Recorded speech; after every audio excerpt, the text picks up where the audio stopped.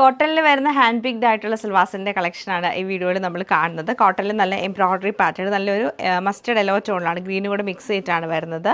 Blue and green colour കോമ്പിനേഷനിൽ വരുന്നുണ്ട്. പിന്നെ നമുക്ക് നല്ല അജുറക് പ്രിൻ്റ് ഒക്കെ ചെയ്ത് കോട്ടൺ ഫാബ്രിക്കിൽ എംബ്രോയ്ഡറി ചെയ്ത സെറ്റ് വരുന്നുണ്ട്. അങ്ങനെ 3 സെറ്റാണ് കാണുന്നത്.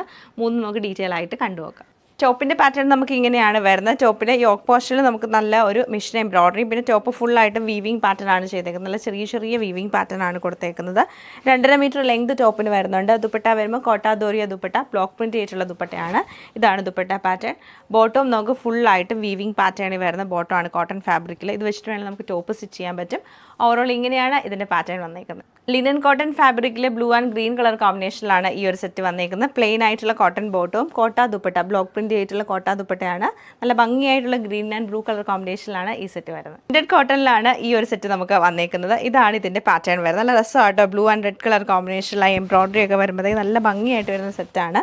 ദുപ്പട്ടയാണെങ്കിൽ നല്ല pure chiffon dupatta, block print ചെയ്തിട്ടാണ് വന്നേക്കുന്നത്. ബോട്ടം പ്ലെയിൻ ആയിട്ടുള്ള കോട്ടൺ ബോട്ടമാണ് പെയർ ചെയ്തേക്കുന്നത്.